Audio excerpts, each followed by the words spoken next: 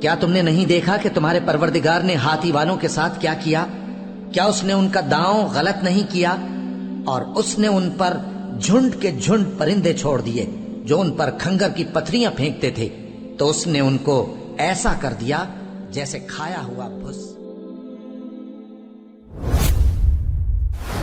آخری نبی حضرت محمد مصطفیٰ احمد مجتبیٰ صلی اللہ تعالی علیہ وسلم کی پیدائش سے قبل عرب میں کچھ ایسے واقعات رونما ہوئے جو اس بات کی طرف اشارہ تھا کہ اس سرزمین پر کچھ غیر معمولی ہونے والا ہے۔ ان واقعات میں سے ایک حیرت انگیز واقعہ اصحاب فیل اور ابابیل کا ہے، جس واقعے کو اللہ تعالیٰ نے قرآن مجید کی صورت سورہ فیل میں بھی ذکر کیا ہے۔ حضرت محمد مصطفیٰ صلی اللہ تعالی علیہ وسلم کی ولادت سے قبل عرب کے جنوب میں واقع یمن پر ایک بادشاہ کی حکومت تھی جس کا نام ابراہ ابن اشرم تھا۔ ابراہ نصرانی تھا اور کسی زمانے میں حبشہ کے بادشاہ نجاشی کا کمانڈر رہ چکا تھا۔ اس نے یمن کے بادشاہ کو ایک جنگ میں شکست دے کر خود کو نجاشی کا وفادار ثابت کیا۔ اس طرح نجاشی نے ابراہ کو یمن کے تخت پر بٹھا دیا۔ جب ابراہ کو معلوم ہوا کہ عرب کے لوگ کعبہ کو انتہائی مقدس تصور کرتے ہیں اور ہر علاقے سے لوگ کعبہ کی زیارت کرنے کے لیے مکہ کا سفر کرتے ہیں، تو اس نے یمن کے دارالخلافہ صنعا میں نہایت خوبصورت اور عالی شان گرجا گھر تعمیر کروایا۔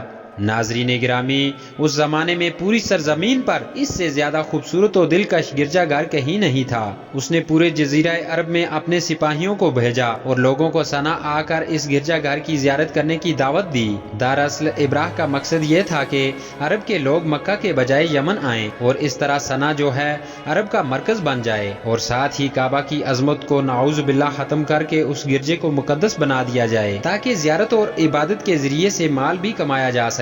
جب عرب کے لوگوں کو اس کے اس ارادے کا علم ہوا تو وہ طیش میں آ گئے اور انتہائی غضبناک ہوئے۔ باوجود اس کے کہ عرب کے بیشتر قبیلے مشرک تھے، مگر پھر بھی وہ کعبہ شریف کی بہت عزت و تکریم کرتے تھے، کیونکہ یہ جگہ حضرت ابراہیم علیہ السلام کے آثار اور مقام سے منسوب تھی۔ لہٰذا مشرکین عرب نے ابراہ کے اس عمل کو اپنے مذہب کے لیے خطرہ جانا، خاص کر قریش مکہ اس سے بہت زیادہ خائف ہوئے۔ لہٰذا بنو کنانہ کا ایک شخص غصے میں یمن گیا اور ایک رات اس گرجے میں داخل ہو کر اس گرجے کے ایک حصے میں آگ لگا دی، جبکہ دوسرے حصے میں گندگی اور نجاست پھیلا دی۔ جب ابراہ کو اس کی خبر ملی تو وہ حواس باختہ ہو گیا اور مسیح کی قسم اٹھاتے ہوئے کہا کہ وہ اپنے اس عبادت خانے کی توہین کا بدلہ کعبہ پر حملہ کر کے لے گا۔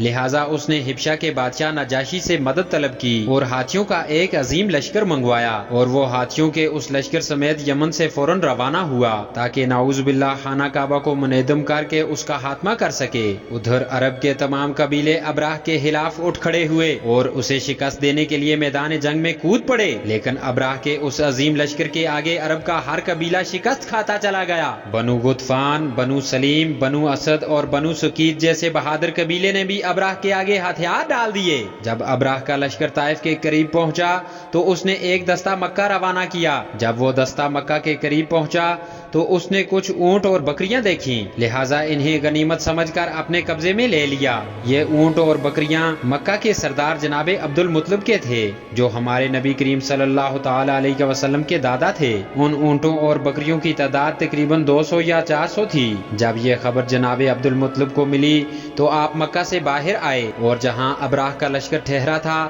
وہاں جا کر ابراہ سے ملاقات کرنے کو کہا۔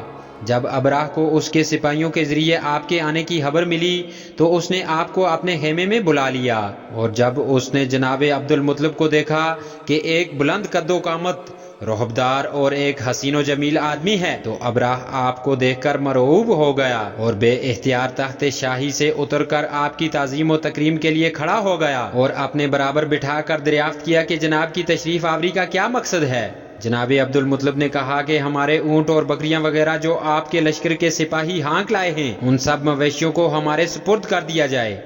یہ سن کر ابراہ نے کہا کہ اے سردار قریش، میں تو یہ سمجھا تھا کہ آپ بہت ہی حوصلہ مند اور سمجھدار آدمی ہیں، مگر آپ نے مجھ سے اپنے اونٹوں اور بکریوں کا سوال کر کے میری نظروں میں اپنے وقار کو کم کر دیا ہے۔ اونٹ اور بکریوں کی اہمیت ہی کیا ہے؟ میں تو آپ کے کعبہ کو توڑ پھوڑ کر برباد کرنے کے لیے آیا ہوں، جبکہ آپ نے خانہ کعبہ کے بارے میں کوئی گفتگو ہی نہیں کی۔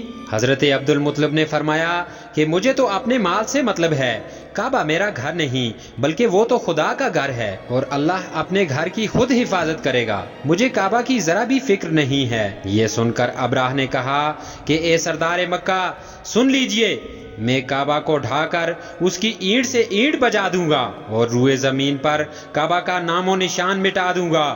اس کے بعد ابراہ نے اپنے سپاہیوں کو تمام جانوروں کو واپس کرنے کا حکم دیا اور جناب عبد المطلب تمام اونٹوں اور بکریوں کو لے کر مکہ آ گئے۔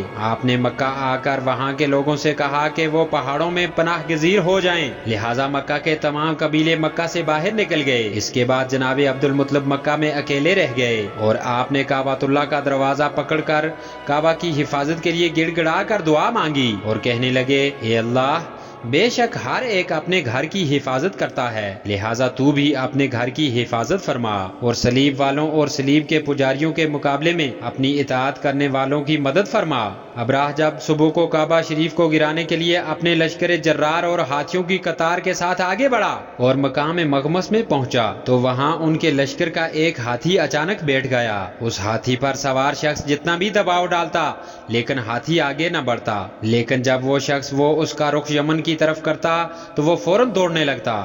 ابراہ یہ سب دیکھ کر بہت متعجب ہوا۔ اچانک سمندر کی طرف سے گول کے گول جھنڈ کے جھنڈ پرندے آ پہنچے۔ ان پرندوں کو ابابیل کہتے ہیں۔ ابابیل کے لشکر کے ہر پرندے کی چونچ اور پنجوں میں کنکریاں تھی۔ انہوں نے اس قدر زور کی سنگ باری کی کہ ابراہ کی فوج بدحواس ہو کر بھاگنے لگی۔ بھلے کنکریاں چھوٹی چھوٹی تھیں مگر وہ قہر الہی کے پہاڑ ثابت ہو رہی تھی۔ وہ پرندے جب ان کنکریوں کو گراتے تو وہ سنگریزے سپاہیوں کے سروں اور ہاتھیوں کے بدن چھیدتے ہوئے زمین پر گرتے تھے۔ ابراہ کے لشکر میں بھگدڑ مچ گئی۔ ابابیلوں کی سنگ بازی اللہ کے قہر و عذاب کی ایک ایسی بھیانک مار تھی کہ جب کوئی کنکر کسی ہاتھی کے سر پر پڑتا تو ہاتھی کا سر پاش پاش ہو جاتا تھا۔ ابراہ کی فوج کا ایک بندہ بھی زندہ نہ بچا اور سب کے سب ابراہ اور اس کے ہاتھیوں سمیت ہلاک و برباد ہو گئے اور ان کے جسموں کی بوٹیاں ٹکڑے ٹکڑے ہو کر زمین پر بکھر گئیں۔ اس واقعے کے بعد عربوں میں قریش مکہ اور کعبہ شریف کی اہمیت و عظمت مزید بڑھ گئی اور چند مہینے بعد ہی اسی سال ہمارے نبی کریم صلی اللہ تعالی علیہ وسلم کی ولادت باسعادت ہوئی اور یہ سال عام الفیل کا سال کہلایا۔ اللہ اکبر کبیرہ۔